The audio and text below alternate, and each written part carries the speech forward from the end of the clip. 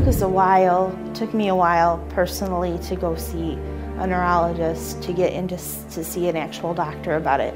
And I know it's because I was in denial, and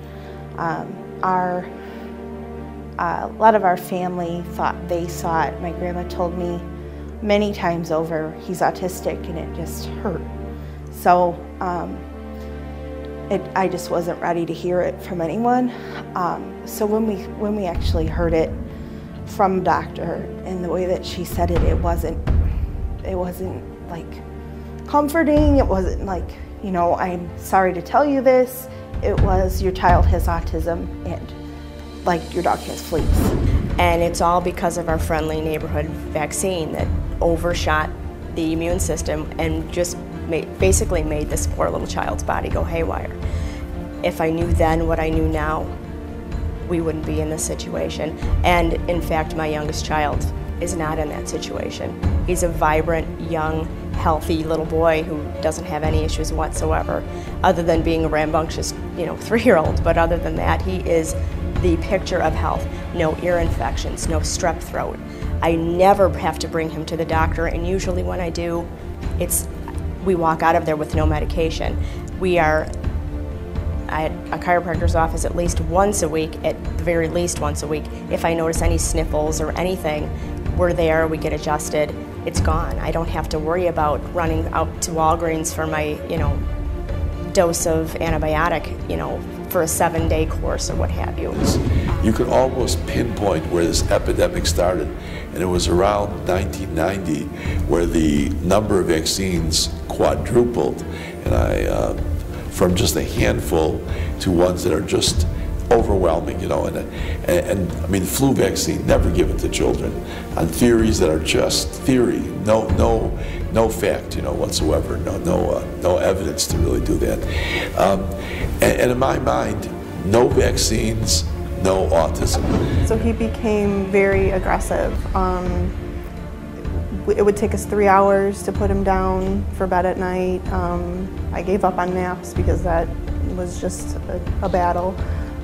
He was doing things like breaking closet doors. He would open and close the closet door so hard that he broke the whole frame.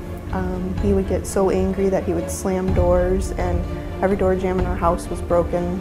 And a lot of that was because he was having a hard time communicating, couldn't tell us what he wanted or needed, so he would just get aggressive. We had gouges in our hardwood floors from him throwing things, and he was physically aggressive towards us as well. He would hit, kick, punch, and that it just kept escalating. He was born October 20th, 2006. When he was born, everything was normal at first. Everything seemed fine. He was babbling, starting to crawl. We were getting him his shots because we weren't really educated too much on those. We hit the 12-month shots, and he just seemed to go blank, withdraw from everything. He stopped pretty much babbling, and seems like he stopped being interested in everything. We knew something was wrong right from the start with him. He wouldn't eat. At 3 months of age, he was diagnosed with failure to thrive, and we spent the next year and a half looking for an answer. Couldn't find one. He was finally diagnosed with Russell-Silver syndrome, which is a rare genetic disorder that involves poor speech, poor eating, poor chewing, poor muscle tone, poor growth. And then when he was about a year and a half old, he had surgery and had a gastrostomy feeding tube put in place to help him thrive. He weighed 14 pounds when he was 20 months old. So he started to grow, but he continued to have a lot of health issues. He had chronic ear infections, throat infections, sinus infections.